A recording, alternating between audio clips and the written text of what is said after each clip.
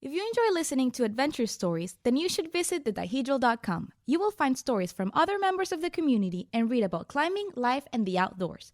Follow us on Instagram, Facebook, and Twitter. Let's connect and climb on! Climb on!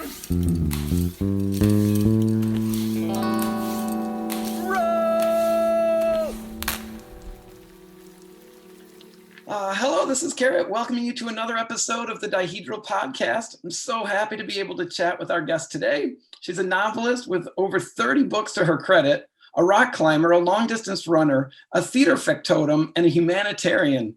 Tanya, Chris, I'm absolutely thrilled to be talking with you today. Welcome to the show. Oh, thank you so much for having me. I was so excited when you reached out. This is a great union of my interests that you have on this show. So thanks for having me. It really felt that way. So I want to talk about your novel, Aiming High, which focuses on two Olympic level rock climbers, Spencer and Flying Flynn. But before getting into the novel, I thought we could talk about your own experience as a rock climber. So maybe the best place to start is just by asking, how did you get started rock climbing? Oh, wow. So I started dating this guy and he told me that he was a rock climber. And that turned out to really be an exaggeration. But I was excited about it because I had loved climbing trees when I was a child, and rock climbing had always seemed interesting to me. But I had this idea that it was like a high risk vertical game of macrame, like I had to tie those knots right or I was going to die. Right. And so I was afraid of it. But he told me that he climbed at an indoor gym. And I thought, well, if it's an indoor gym, then it's a corporation and it has insurance, so it must be safe. Smart move. And that made me want to go try it. That relationship didn't last long. He never got me to a climbing gym, but I took myself after that. Like once I knew that a thing like that existed, I went down to the local climbing gym and did a try a climb program, and I was just instantly hooked by it. Yeah, climbing is like that. You just kind of get hooked. So you started off as an indoor climber, and then did you eventually make your way outside to hit some outdoor rocks?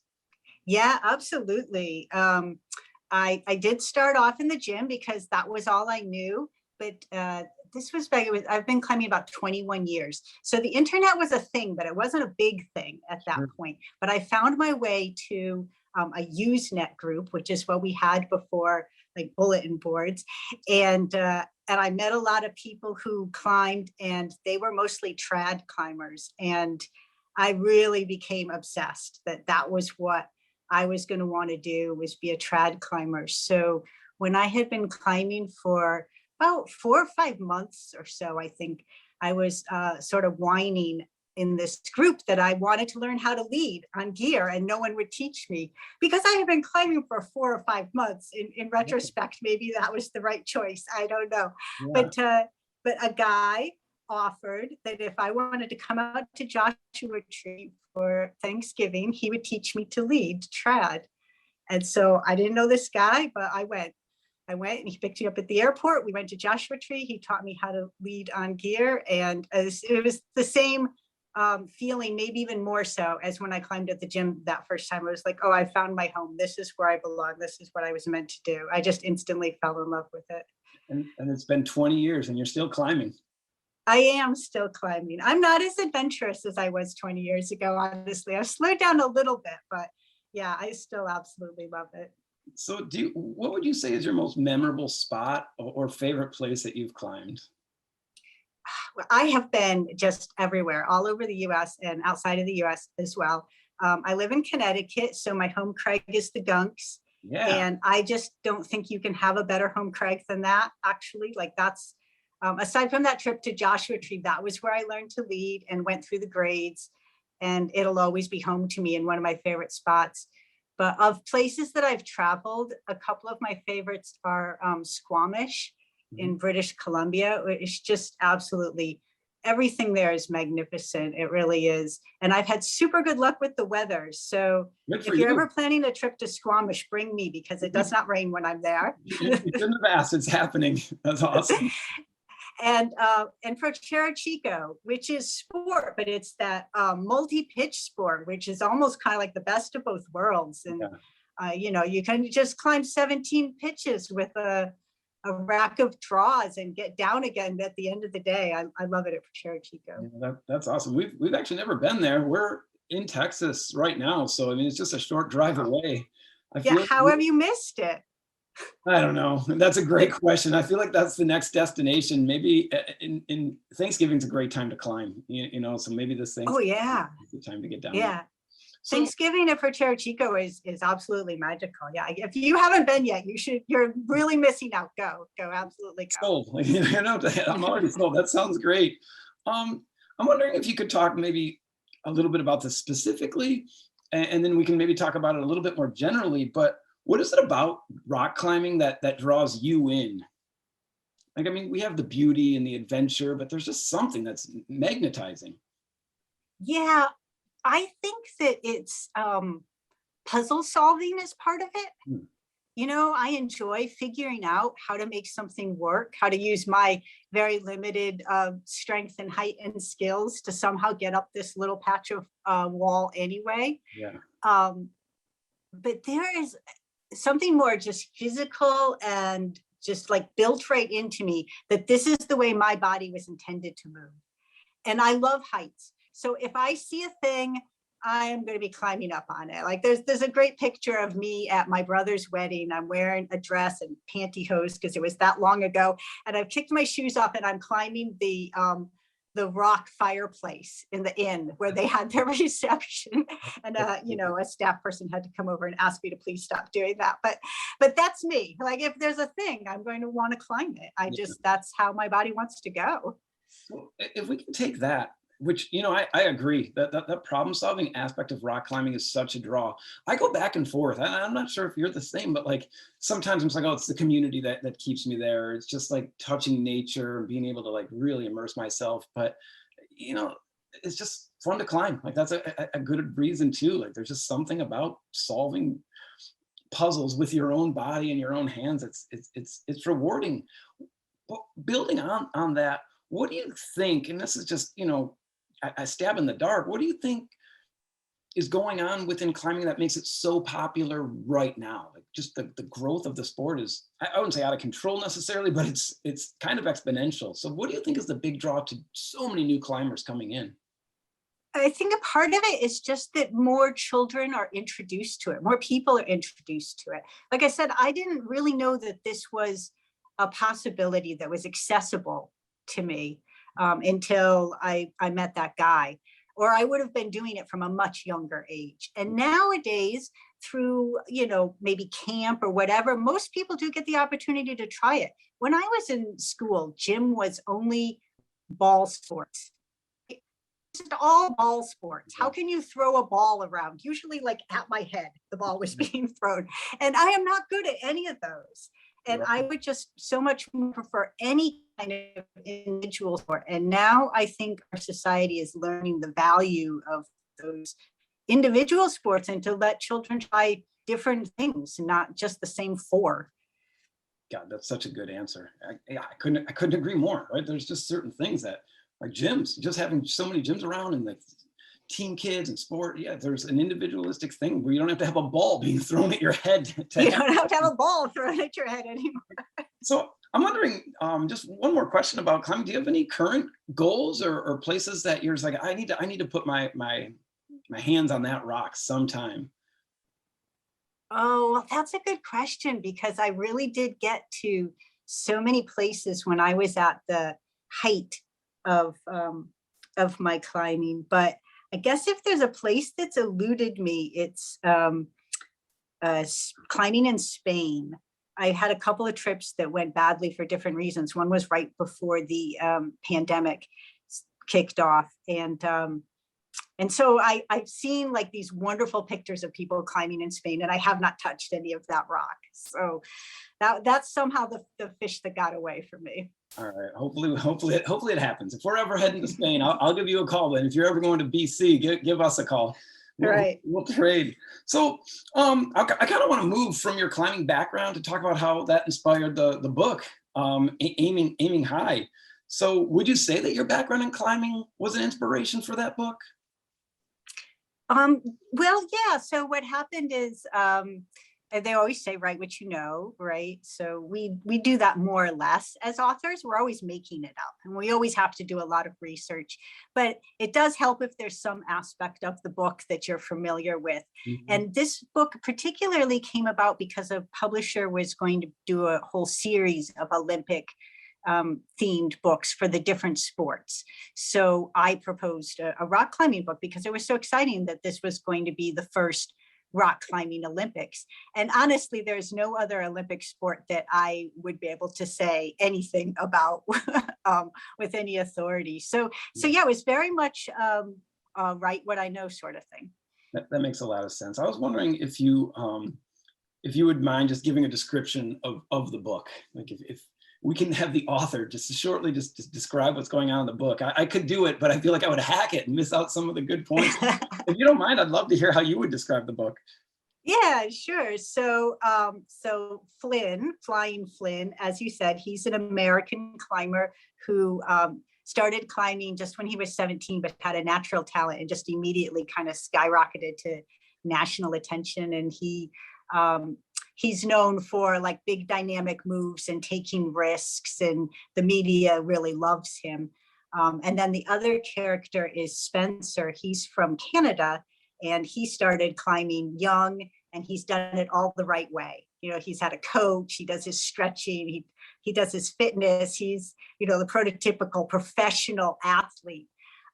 So they've known each other really since Flynn started climbing, and have had secret crushes on each other. But Spencer is also pretty resentful about the fact that everything just seems easy for Flynn. Like, why was this just so easy for him? And that Flynn is favored to win, whereas Spencer isn't. So it's kind of a enemies to lovers story in some ways, but also sort of a friends to lovers, because, you know, they're fellow climbers. So we're all friends. I think, like you said, the climbing community is just great. I agree. So they share their beta and all of that. And it's really about reconciling their very different climbing styles so that they actually bring out the best in each other. That's a perfect description. It's a really fun book to read. As I was reading it, I felt like I personally knew so many of the climbers. I mean, you just captured a lot of the different attitudes and some of the climbers, like you said, sharing beta, and others, Ashley, for example, who nobody likes, and he's the worst. But yeah, there's still people like that, where I think it's confusing to a lot of climbers who are more involved with others, where there could be a person who's just like, no, you know, kind of playing games or kind of steering people wrong. And so I was going to ask if you had people that you've climbed with or friends in the past that inspired some of the characters of the book. Well, there's no one specifically in there. I'm not going to like point anybody out. Okay. Yeah. But I will say that the community at large, yes, is very much represented. So like you said, Ashley is a little bit of a not a nice guy, right? But he's sort of the exception. Everybody else in here is really cooperative. And that's been my experience with climbers. Like, it's this strange sport where it's totally individual, right? When I'm up there on the wall, it can only be me that's up there doing the thing. And yet it's very collaborative, where we're just constantly sharing, you know, the tips, the advice, the beta with each other, without, I feel like, any sense of competition other than, you know, it's me against my own climb. And so even in the Olympics, I wanted to capture that feeling of all climbers are being on the same team. Yeah.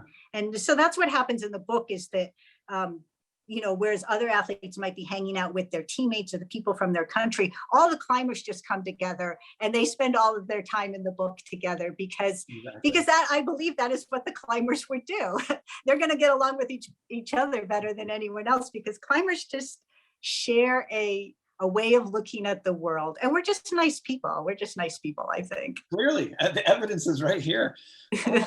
You know, there's certain aspects of the book where it probably is from your background in climbing, but they just felt so authentic. Like when the climbers would come out and you describe like their hands trying to like figure out the puzzle of going up the wall or the pump that they feel along the way. It was just terrific. As a climber reading this book, you could relate so much to so many little details that you included. So I don't know. There's this quote I found on your website, which is an awesome website there if anybody's interested in visiting it, with little quizzes and things like that. But I'm going to read this quote. It's this quote you probably know or remember off the top of your head. It says, "Writer culture is researching what degree is needed to be a paleontologist. So your shape-shifting vampire dinosaur erotica will be authentic." I'm just like, yes, that's so good. And with that, I guess, dedication to authenticity, you just nailed it with this book. And as a climber, I really appreciated that. There were just moments where I just felt bad for anybody who's suffering, not necessarily personally, but on the wall. You know, come on, I got to make this move, or I got to make this throw. It was spectacular. But I'll quit blowing smoke and ask you a question. Do you ever imagine a post climbing or a post novel life for your characters? For these two? Well, I guess any of your characters in any of your books. Personally, I want Ashley to suffer. I don't know if you're like Ashley. I don't know. I don't want to say anything, even though he's a fictional character. I don't want anything too bad for him. Maybe he has like poor cell reception for the rest of his life. But do you ever think of characters that you liked or didn't like? And you're like, oh yeah, they're gonna end up together, or they're gonna adopt a child, or there's gonna be. Does that happen as you're writing? Well, yeah, absolutely. Sometimes we end up writing sequels, you know. And I have to say, as a romance novelist, like if I was going to write a sequel about some other characters from this book, it would probably be Ashley. Sorry. Yeah. He would get his redemption story, right? He would learn better. One of my favorite characters that I also thought about that is Pierre. I liked Pierre. He was Spencer's coach. Right. Spencer may not, and Flynn maybe not, but Ashley, I couldn't come around to. I would love for you to write a follow-up. I want to feel better about how I about Ashley. So yeah, Ashley should get his turn. It would be great. So is this something that keeps you up at night, where you're like, oh yeah, Ashley's going to meet, this person, and this is going to happen, or no? It's so sometimes I'm plotting at night, but it's better to sleep. It's really the two places are in the shower and when I'm like walking or running. Yeah. So I'll go out for a run and I'll come back and I will have, plotted the whole next book. That's awesome. So as a writer, is this something are you able to store it, or will you jot down notes or ideas? I mean, this is probably. I do. Yeah. I keep a whole document full of ideas, and sometimes it'll just be, a little sentence. It'll just be like, oh, Ashley should get his book. And sometimes it's a whole brain dump of all the details that came to me. Yeah. And then the next time I go to start writing something, I go through that document and I pick out, okay, what comes next? Yeah, that's great. That's, I think, a helpful tool for anyone, whether they're an author or not. That's really, there's I teach philosophy. There's this philosopher, Immanuel Kant, who would go for a walk every single day for just that. He's just like, this is the way to consolidate information. And so when you said walking or running, immediately I'm just like, yeah, that's important. So many times, and I'm guilty of this, and I'm sure most people are, is we walk with our cell phones or, are on a phone call. There's productivity to be had in just walking around the neighborhood or something like that. You would agree to that? Or with that? Oh, absolutely. You want to have your body engaged in something that's pretty mindless. And that for me is prime creativity. So that's why showering, walking, running, driving, if you're driving somewhere where you know where you're going. Yeah. And I don't ever do that with music on, because I want to hear what my brain is telling me. That's great. So I have one more question about the book, that's specifically about the book.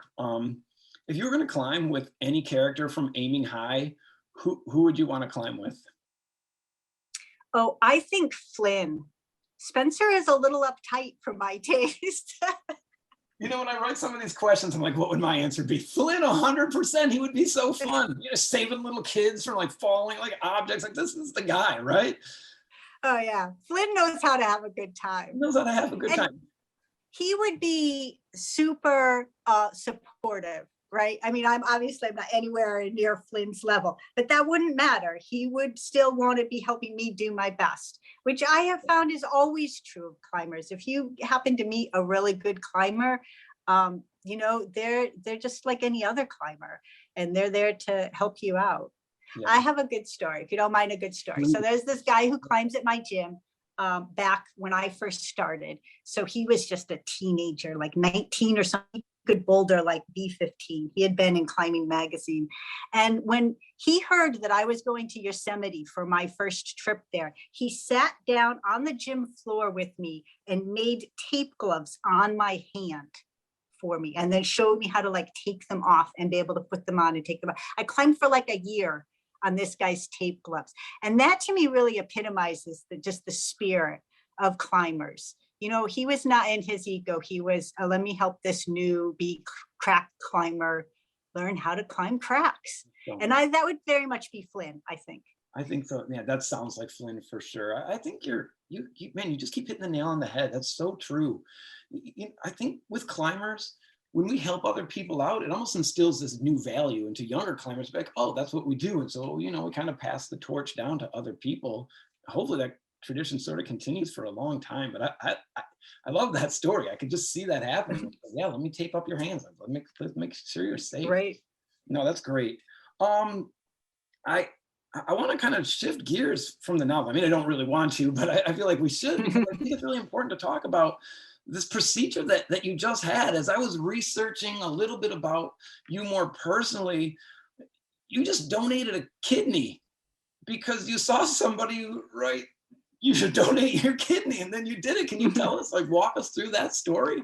And just to interrupt you before you even get started, I just want to let everybody listening know Tanya's still in recovery right now. This is not something that happened long ago. Like, she's still recovering. So yes, I'm sorry to interrupt you, but I just wanted to make sure everybody had that understanding. So walk us through, like, how you heard about it, how you decided to do this, the procedure itself, anything you can share. We would appreciate it.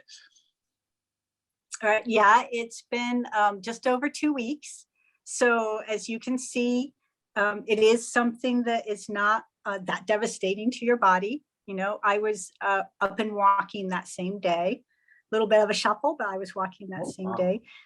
The bad thing is that I have to wait 2 months to start climbing again. So that is a sacrifice, but it's a sacrifice, weighed against somebody having just so much of a better life. Like, life on dialysis is really difficult. It's, multiple hours, multiple times a day. They just feel terrible, and typically their function is going downhill, so they're feeling worse all the time. And when you think about a person living like that, and I say to myself, well, okay, so I could just not climb for a couple of months. It seemed like a really easy decision. So how I got to that point. I was just scrolling through social media one day when I saw a tweet on Twitter about being a living organ donor. And you know what? It was really, in a way, kind of similar to when that guy told me that there were indoor gyms. Yeah. Like, I sort of knew that, organ donation existed. I'm a donor on my driver's license. So I always intended to let them take my organs when I was dead. Yeah. But the living donor thing, I sort of knew that happened, like if your brother was dying or something. Yeah. But it had actually just never occurred to me that that people could just say, okay, who needs a kidney? I have one. So when I saw that tweet, it just felt like an invitation, honestly. It felt like, God or the universe or whatever you want to believe saying, hey, Tanya, could you do this thing? So I started looking into it, and it's a whole process. If you're interested in trying it out, don't feel like the first time you reach out that's it, they come and grab your kidney. It takes quite a while to go through this whole process, and you're allowed to change your mind at any time, right up until they're wheeling you into the operating room. So it's safe to just research it and try it out.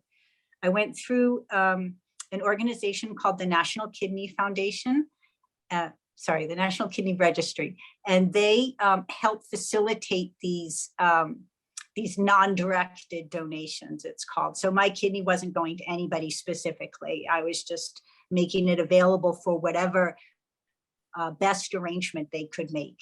And they make sort of chains of donations. Okay. Is how it works. So my kidney goes to somebody who does have someone willing to donate on their behalf, but they're not a match. Gotcha. And then that person's kidney goes to somebody similarly, and they get passed down, if you will. Yeah. So, but it takes a person like me to kind of kick that chain off, a person who says, I don't care where my kidney goes, you just use it however it's best. Yeah. So I went through their website. They walk you through the whole process bit by bit. It does not cost the donor anything financially. And they will help with expenses if you go through the National Kidney Registry. So if you're going to be out of work for a while or you have to travel, they will help with that. And the more I found out about it, it just felt like a safe, reasonable thing to do. I think people's first reaction to it is always that it's an unreasonable thing to do. Yeah. So I just want to say that it is actually a reasonable thing to do. It's not a mandatory thing to do. I understand that a lot of people, it's not going to be in their future, but there's nothing about it that is extreme or just foolish. Right. You know, it's a very safe procedure. It's actually what convinced my family that this was okay. Is it is safer to donate a kidney than to have a baby. Oh. And nobody ever says to a woman when she announces she's pregnant, wow, that's just such a dangerous thing to do. How could you think of doing that to yourself? Yeah. Right. That's amazing. Yeah, that's so. I'm sure you don't look at yourself like you're doing anything heroic, but I think you are. I don't know if your family's coming up to you and like, man, this is really inspirational. Thank you. And I hope if anybody's listening, they will look into it. And so I just want to be clear on one thing. If somebody, let's say, doesn't have health insurance, but they still want to, the National Registry is National Kidney Registry. National Yes. Kidney will cover the costs. Yes, well, so whether you donate through the National Kidney Registry or not, there's never a cost for donating. Okay. That's always 100% covered by the recipient's insurance. Oh, gotcha. If you go through the National Kidney Registry, they will also help you out with any expenses.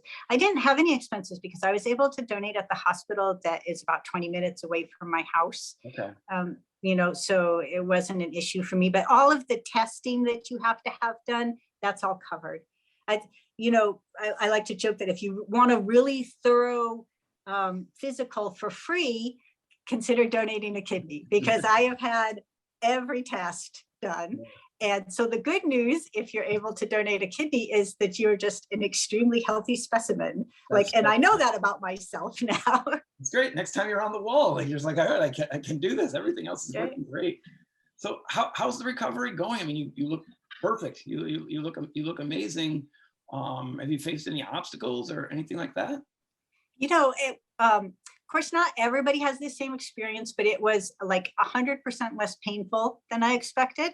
You know, I was prepared to experience a little bit of pain, but truthfully, I don't think my pain level has ever gone above like a 3. Oh, yeah. The worst thing is laughing, which is kind of a shame. But if you do a really deep belly laugh, that still kind of hurts.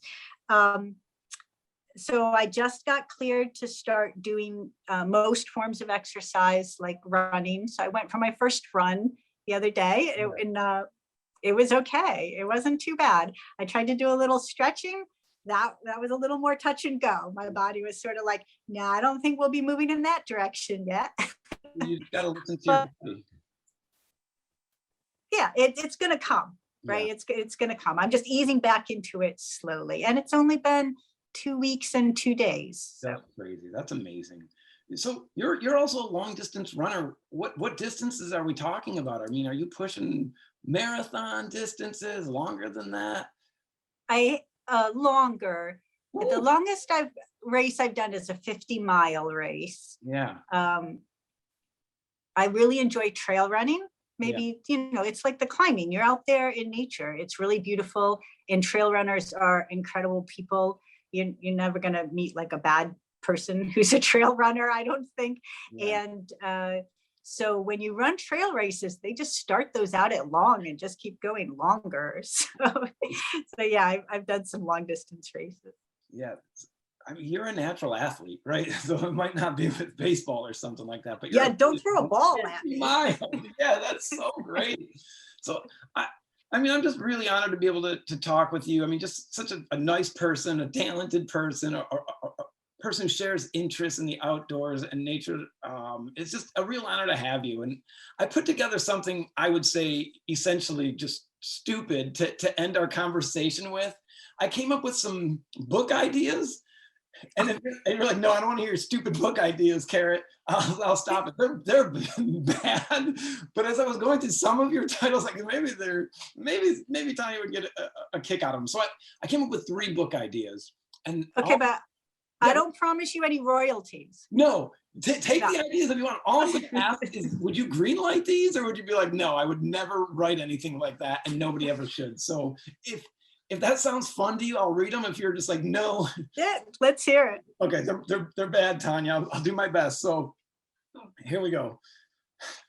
All right, I got to keep it together. The first one is probably the worst. They get better from here. So a young real estate tycoon is buying up all the local property and building lofts. A young neighborhood lawyer is doing everything in his power to stop him, as no one in the neighborhood wants more hipsters and microbreweries. Sometimes repulsion leads to attraction. In Tanya Chris's new novel, Monopoly. I already wrote that one, Karen. I thought you might have. Tanya, when I was coming up with this idea, literally I thought of the board of Monopoly and somebody buying up all the property. And so that could be a book. So that one's done. It's already been greenlit. I have a book called Better Off that is about, a millionaire real estate developer who is going to gentrify a neighborhood. And the kind of hippie guy who lives in that neighborhood who's trying to explain, we don't want you doing that here. You're going to destroy this place and you're going to make it too expensive for the people who actually live here to continue to live here. So yes, we already have that book. So right. Good. Yeah, no, you're doing great. All right. Let's hear number 2. This one is, you know what, in all honesty, I'm going to call our producer in for a second to read this one too. I think she would do a better job. Gaia, would you mind reading this one? Oh, brother. I'm going to step aside. She speaks Spanish, and so this one takes place in Argentina, so maybe she'll get the... Oh, brother. It's right here. Okay, wait. Okay, here we go. TikTok star Bumpy Crystals is stranded in the small Argentinian town of El Bolsón. When his phone finds its way to the bottom of a Patagonia cliff, all seems lost. Until ultramarathon legend Sergio de la Hoya races past Bumpy's hostel and straight into his heart. Sometimes you gotta get down to get up in Tanya Chris's new novel, Keeping the Pace. What do you think? I like it. No, you don't. Yeah. So good. It's so good. The moment you threw an ultramarathon run in there, she's like, yeah. all right. Yeah. I had to throw an ultra runner in there. I mean, good combo. I'm up for that. All right, good. So this is the last one. I'll just read this one. So, gelato critic and connoisseur Rex Kuplin has given up his golden tasty spoon after suffering loss of taste from his recent contraction of COVID-19. When he hears the noted confectioner Alessandro Rossi has crafted the perfect ice cream, Rex can't help but try to get his tongue back in the game. Sweets have never tasted as good as they do. In Tanya Chris's new novel, I Scream, You Scream. You should be writing blurb copy, honestly. but I have to give that one the no. Because romance authors have agreed maybe at the unit that we are just pretending COVID-19 didn't happen.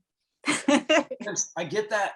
Nobody wants to read about it. So point. So we're just going to pass on the COVID-19 ice cream connoisseur. Rex. Yeah. My favorite part of putting these together was coming up with names. I'm just like, Bumpy Crystals. That's who wouldn't want a book starring Bumpy Crystals. So you should be doing this for a living. No kidding. Like that is the hard part, is coming up with like the cover copy. Look, if you ever need help, I'm here for you, Tanya. 100%. No, like you said, no royalties. They're all yours. So one thing I completely forgot to mention, and it's kind of out of sync. It probably should have come up when we were talking about the book or talking about rock climbing. But I recently wrote a post on our blog about how to watch the Olympics and what to look for and things like this in climbing. And it was from your book that I learned how the speed climbing was going to go down. And I was floored. I was like, oh man, it's I think a double loss elimination in the final round of speed climbing, which good. Like I'm happy that it's not based on time, and some climbers just aren't speed climbers, which I think it's going to make the Olympics really entertaining. And so all that is to ask you if after doing all this research and writing this book, if you're excited to watch like the non-fictional climbers actually compete. I am, yeah. I was despairing there that it might not ever happen. Obviously, I wrote that book on the assumption that we were going to have the regular Olympics at the regular time. Right. And then it turned out that was not at all going to be the case. Right. But I'm glad we're going to have some kind of Olympics and we're going to get to see this.